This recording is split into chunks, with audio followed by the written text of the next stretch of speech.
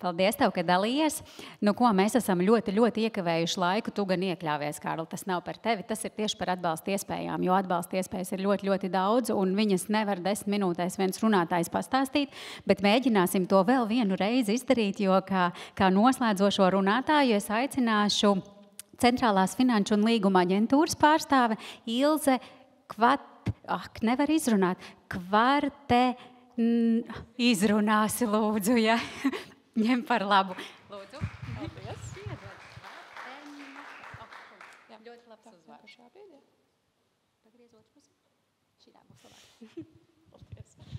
Sveicināti klātesošie. Tātad, kā dzirdējāt, pārstāvu Centrālo finanšu un līguma aģentūru, esmu Ilze Kvartēnoka. Starp citu, varu pastāstīt vēsturiski, esmu liepājniece, tā kā man atbraukšana uz šo pilsētu arī pašai ir diezko interesanta. Mans šodienas nolūks ir dažās minūtēs pastāstīt par Centrālās finanšu un līguma aģentūras piedāvātajiem atbalsta pasākumiem, atbalsta instrumentiem, gan vispārīgāk, gan dažādās jau konkrētākās jomās. Digitālā transformācija apkārt ir dzirdama ļoti daudz, dzirdējāt arī par citu iestāžu jau piedāvātajiem digitalizācijas atbalsta risinājumiem. Protams, arī manis pārstāvētā aģentūra nav nekāds izņēmuma gadījums un atbalstu šajā digitālajā transformācijā piedāvā. Bet tas nav viss, tāpat ir citas iespējas, citas jomas, gan inovācija, gan vides aizsardzība un tā tālāk. Uzreiz pieminēšu, ka Centrālā finanšu un līguma aģentūra atbalstu sniedz granta veidā, bet jāatzīst, ka līdz uzņēmējiem tas atbalsts mēdz nokļūt arī nefinanciāli, bet tas nenozīmē, ka mazāk nozīmīgi. Viens no tādiem, protams, pirms sākt kaut kādus digitālos risinājumus ieviest reāli, svarīgi ir arī nodrošināt, ka šie uzņēmumi, kuros digitāli risinājumi kādreiz būs, saprot, ko ar tiem darīt. Ja pašu uzņēmumu darbiniekiem pietiek dažādu digitālo prasmju, tad viena atbalsta programma, kā šīs digitālās prasmes nodrošināt, ir atbalsts digitālo prasmju attīstībai, kas pieejama nozaru asociācijās. Šo nozaru asociāciju saraksts jau pat laban ir pieejams Centrālās finanšu un līguma aģentūras tīmekļa vietnē. Tātad pavisam tuvākajā laikā, jau jūnija mēnesī, visticamāk šis atbalsts būs pieejams arī uzņēmējiem, varēs pieteikties apmācībām, saņemt atbalstu mācību materiāliem, tostarp, piemēram, ja šīs apmācības nenotiek mītnes vietā, tad arī izmitināšanas izmaksām un tam līdzīgi. Un tas atbalsts būs pieejams 50 līdz 70% apmērā atkarībā no uzņēmuma lieluma. Otrs, mazliet jau fokusētāks atbalsta pasākums, kas ir orientēts tieši uz mēdīju nozari, ir līdzīgs pieminētajām, bet vēl dziļāks, jo paredz ne tikai digitālās apmācības, bet arī dažādas konsultācijas, tā teikt, uzņēmuma vides digitalizēšanai, arī nelieliem IKT risinājumiem un tam līdzīgi. Tur atbalsts ir pieejams sākotnēji pie Centrālās finanšu un līguma aģentūras kompetences centram, kas nodrošinās šo digitālo prasmju apmācību mēdījiem, un pēcāk savukārt šie mēdīju uzņēmumi var vērsties kompetences centrā prasmes apgūt un kompetences paaugstināt. Bet pat labi vēl aizvien kompetences centri var izveidoties un var pieteikties līdz pat 18. jūlijam un pretendēt uz atbalstu, tātad, lai tālāk to sniegtu uzņēmumiem. Un tad, kad prasmes ir apgūtas, tās noteikti ir ļoti svarīgi pielietot arī praksē, ieviest pašos uzņēmumos šos digitālos risinājumus. Un tad manis jau pieminētajai mēdīju nozarei ir atbalsts arī mēdīju procesu digitalizēšanai.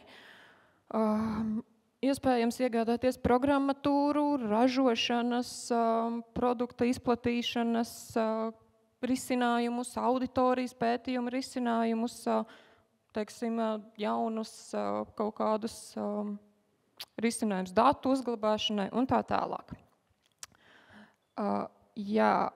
Šeit šobrīd vēl notiek projektu iesniegšana. Līdz pat 26. jūnijam varat pieteikties, ja esat mediju nozares uzņēmums.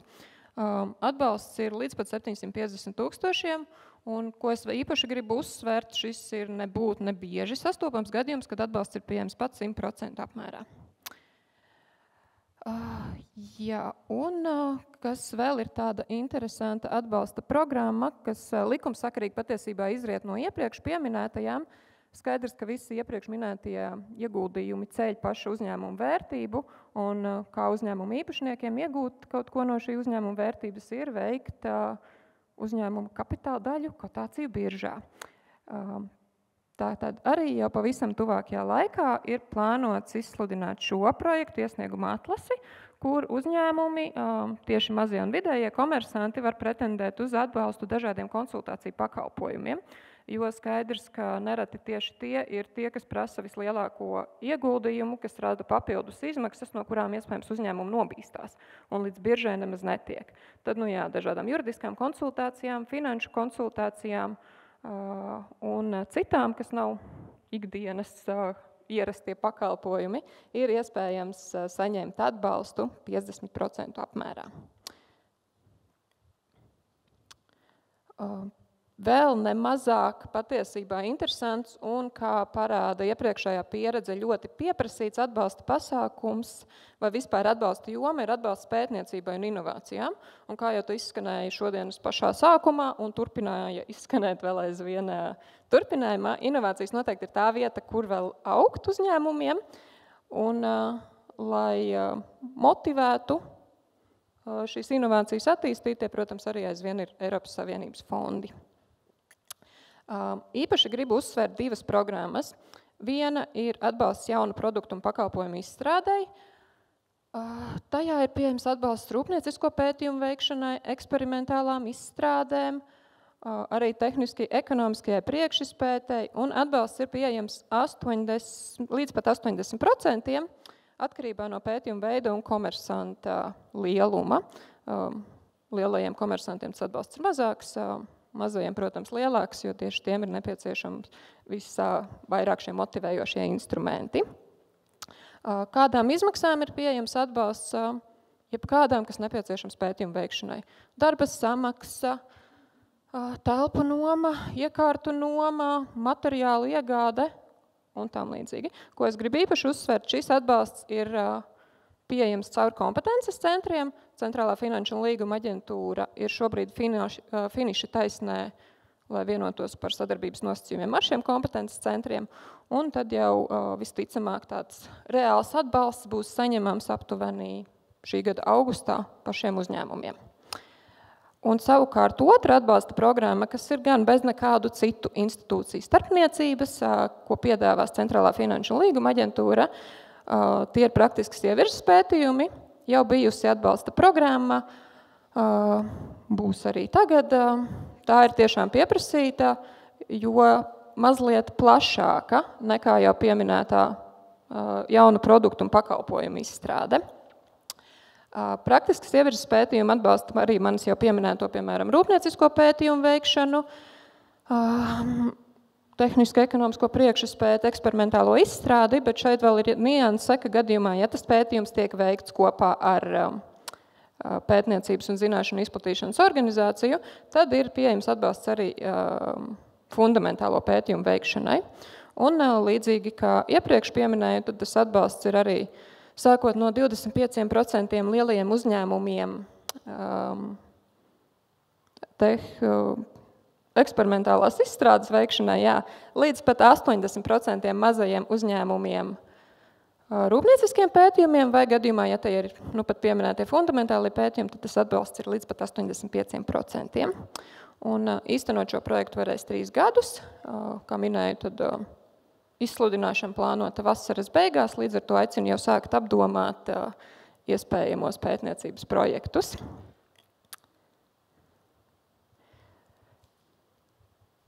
Tā, vides aizsardzība un klimata pārmaiņas. Tas, protams, arī ir viens svarīgs lauks. Digitalizācija ir viens, bet skaidrs, ka arī visai pasaulē ir jāiet zaļajā virzienā.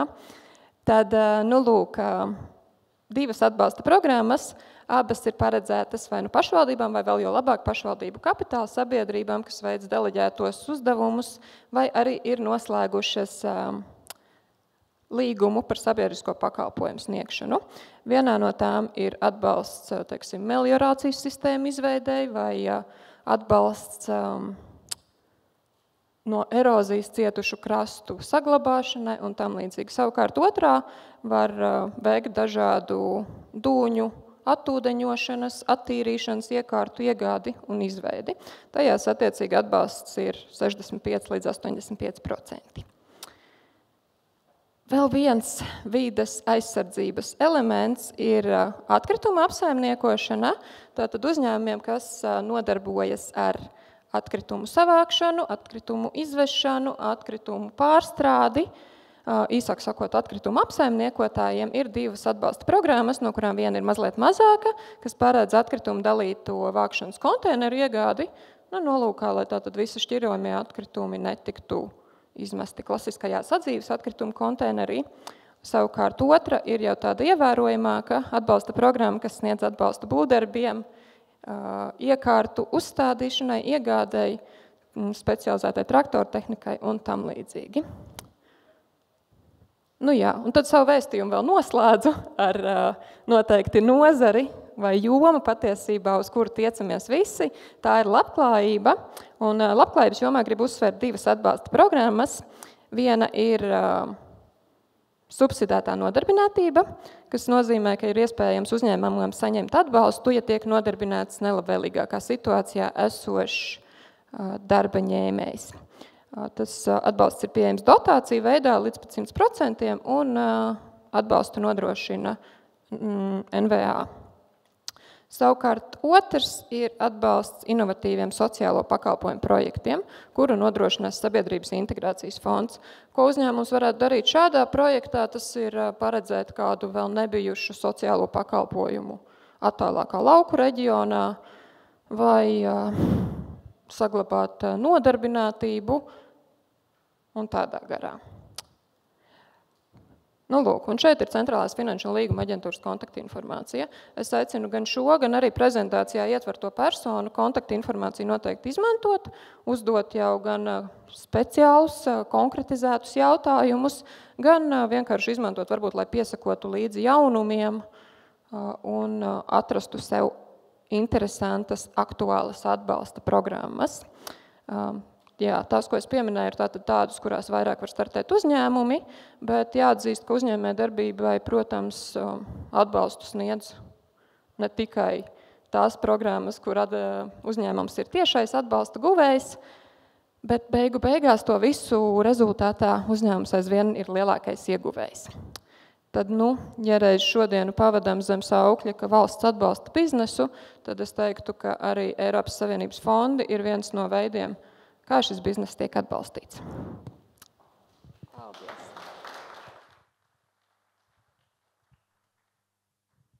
Paldies, Ilzei!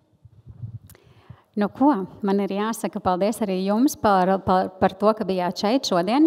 Es ļoti ceru, ka pēc šīs daļas ir radušies vēl vairāk jautājumi, jo, kā paši jutāt, mēs ļoti, ļoti pārtērējām laiku, bet tas tieši tāpēc, ka valsts atbalsta biznesu un Eiropas fondi ir pieejami un ir ļoti, ļoti daudz iespējas. Es aicinu tās izmantot un paņemt līdzi no šī fóruma vienu tādu atslēgas vārdu: saglabājam sevi ambīciju. Audzējam to sevi un ap sevi. Un lai mums visiem izdodās, turpinam ar kontaktbiržu. Paldies tiem, kas bija pieslēgušies arī tiešraidē. Mēs atvedamies. Paldies!